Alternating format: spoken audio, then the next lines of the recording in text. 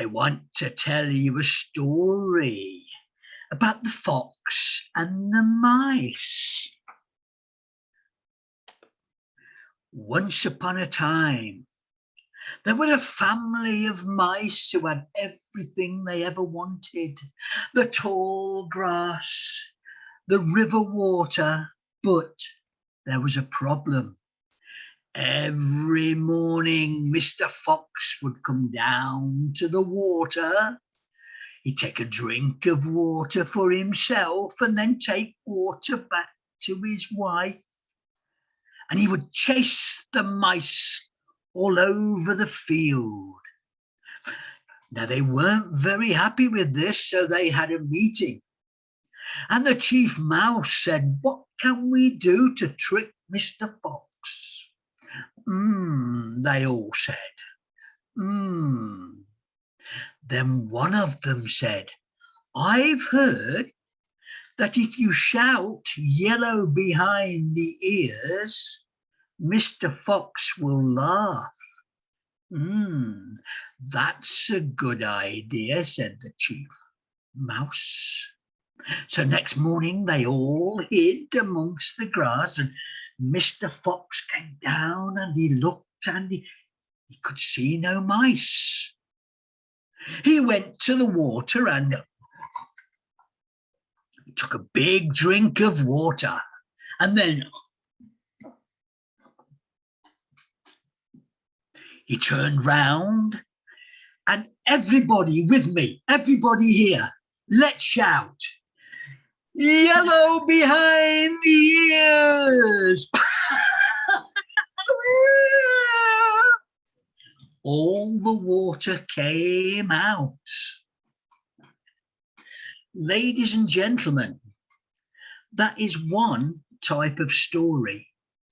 It's the story that we were perhaps all told when we were children, an enchanting story, a story that took us into the past, into the present, into the future. And there are many, many stories like that we must all have heard of children. Let's face it, the first stories were perhaps the hand paintings on the caves of the Neanderthal people.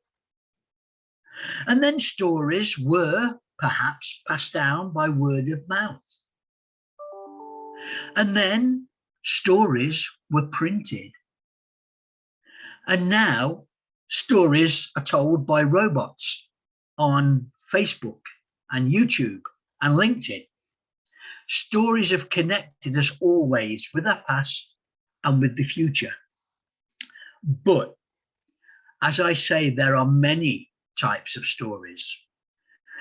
There are personal stories and there are business stories. But I will offer you that if you are in business, you have this.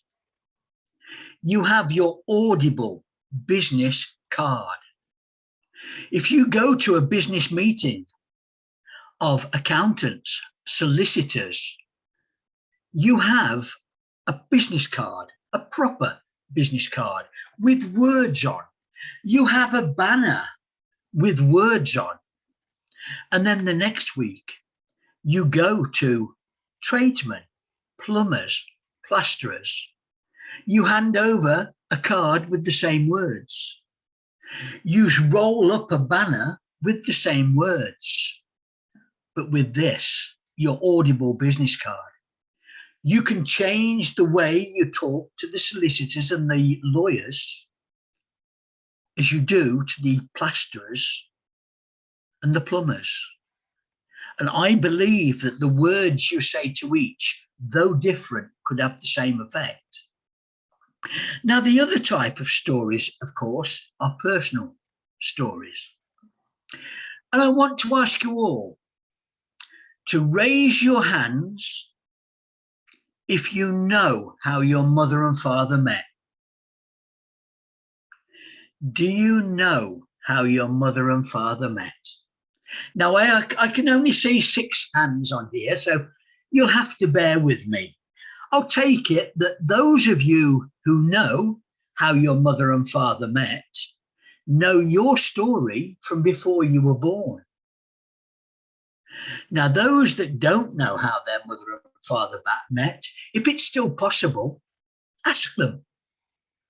Because what a place to start a story. And if they're not with us anymore, then let's move on. Do you know one story from the first 10 years of your life which made such an impact on you that you could think of it straight away? And what lessons did you learn from that story? Is there anyone prepared to tell us one story from their years 1 to 10? Anyone? Let's have Ajelka. Yes. Your story, please, from 1 to 10. I don't have any stories. Oh, I thought you did. No. If you mean stories like storytelling, my parents tell. What happened to you? One thing that happened to you that you remember.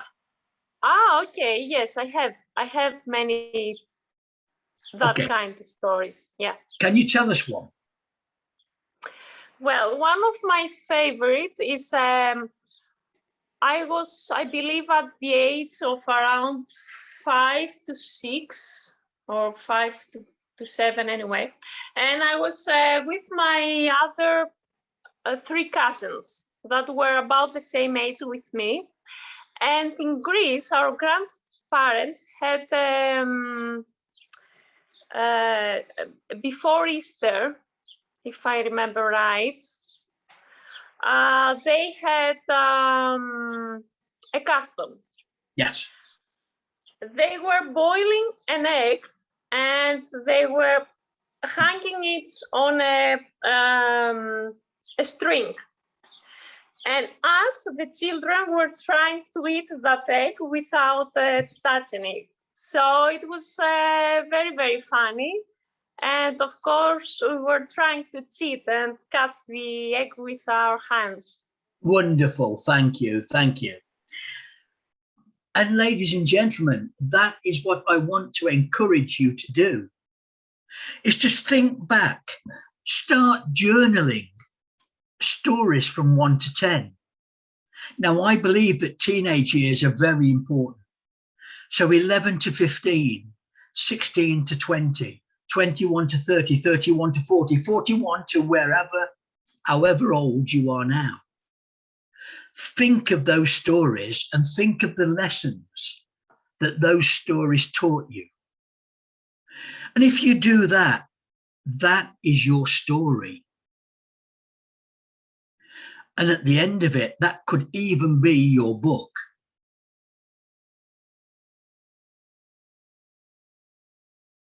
It's your story told your way, not the way someone else wanted to tell it.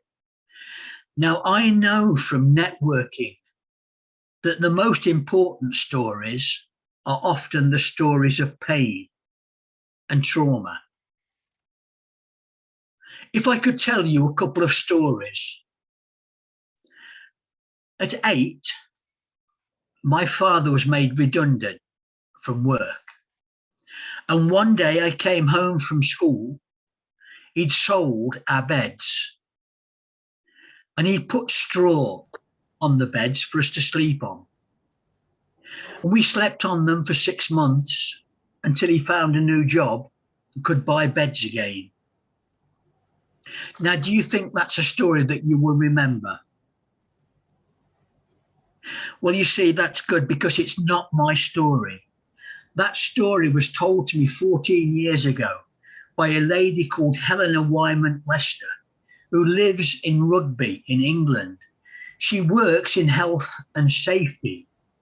She dances the flamenco and plays the Moroccan drum. I know everything about Helena from her story. My drawer is full of people who work in health and safety. I can't remember their name. I remember Helena from her story. Now, at 11, imagine that you are a young girl playing happily in the street. And you go in for supper with your mother and father, and they put you to bed happily. And then at 2 o'clock in the morning, they rush in. They drag you out of the bag, pack a suitcase, and tell you that the Kuwaitis are attacking, the Iranians are attacking Kuwait. They drag you out of the house. You walk across a complete country until you get to Jordan. In Jordan, you're put on a plane with your mother to fly to Egypt. But your father is put on a boat. You arrive in Egypt not knowing whether you'll ever see your father again. Now that story is from a lady called Dohash, and she's now a very, very successful consultant. So you see, the point of telling a story like that is two. First, there will be people in the audience who've perhaps gone through similar situations or are going through it now. Second, you've survived and you've thrived. What a lesson that is for anyone listening to you. And you can be sure that they will remember your name. And so that is the importance of storytelling. Now, I'd like to give you a quote. If you can speak, you can motivate yourself. If you can speak well, you can inspire people to be motivated. But if you can speak very well, you can change lives. And I think we have all perhaps met someone who has spoken so well that they've changed our life. And what I'd like to do for the remaining 10 minutes is to perhaps give you a few tips and techniques that I've used to take me from where I was to where I am now. The first are the 4 questions, the 4 P's of perfect presentations. The first P is to prepare.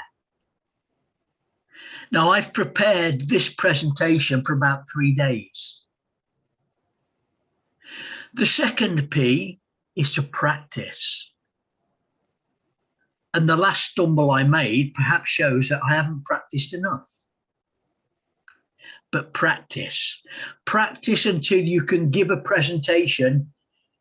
If you need anything at all, it's barely just notes, bullet points. The third P is posture. How often have you seen someone walk to the front of the stage, turn and face the audience, and then rub their hands together, or put their hands in their pockets, or behind their backs? These are magic weapons.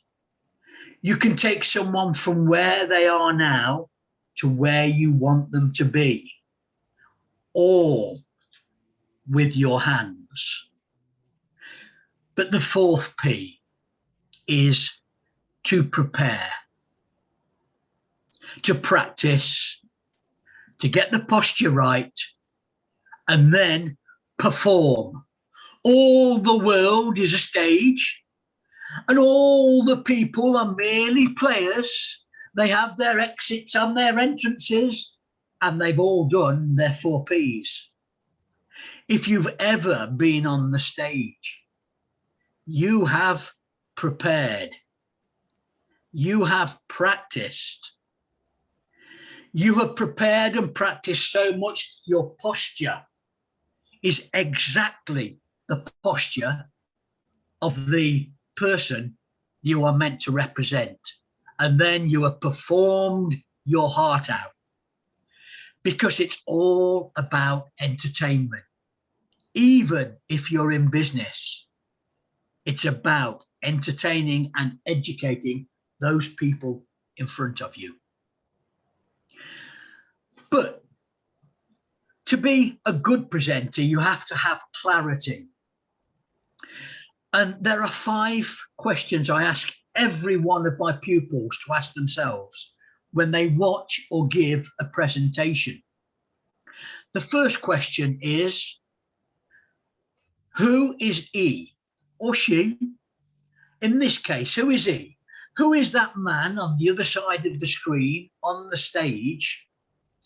And what does he know? The second question is, who am I? Why am I here? What am I doing? How will my listening to this man take me forward? The third question is, who is he to me? Is he my teacher? Is he a mentor? Isn't he a business prospect? You have to be clear who it is you're talking to. But fourthly, you have to be clear by asking yourself, who am I to him? Am I a client? Am I a prospective teacher? Or am I someone he's going to try and sell to? Am I a friend? Or have I never seen him in my life before? So to be clear about whether you've listened to or given a good presentation, you have to know who he is, who you are, who he is to you and who you are to him. And the fifth question is, why now? Why am I listening to this presentation now? What will I gain from it? The last tips I can give you, you all know. I know you know them. The first question is, what did I like about that presentation? Did I like the tone, the speed, the content? Did I like the way the speaker smiled? Second question, what would I change if I gave that presentation myself? Would I change the speed, the content? Would I change the way I smiled? Would I would I use ers and erms and you knows and so's so that everyone goes to sleep? But the last question is the most important question. Ask yourself, or ask the people involved in 3 days' time, what do you remember about that presentation? Because that will give you all the answers as to whether it's been a good one. If I came back in 2 days' time and asked you all, what do you remember about my presentation? And there's another quote I'd like you to take from me, from Patricia Fripp. People won't remember a word you say as much as what they saw when you said it. Now, will you remember any of the words I say, or will you remember I played the flute? But even if you remember that I played the flute, at least it's a connection. You haven't forgotten me, which is the worst thing that could happen to me as a speaker. And so, as we come to the end, a story. In 2006, I visited a Native American gathering in Minnesota. And I was presented with this because it contains all the colours of the red road, the yellow road, the white road, and the black road.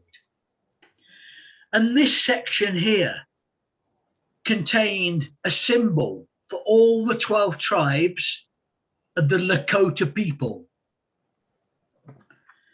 And this was a section of all their great battles, including Little Bighorn.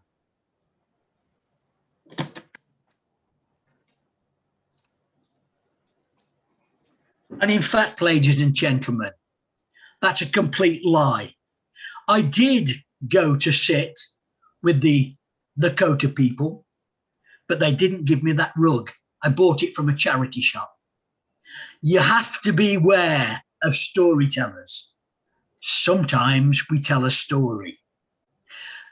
That's me for today. I am Ernie Boxall. I am a storyteller, and I hope you won't forget me.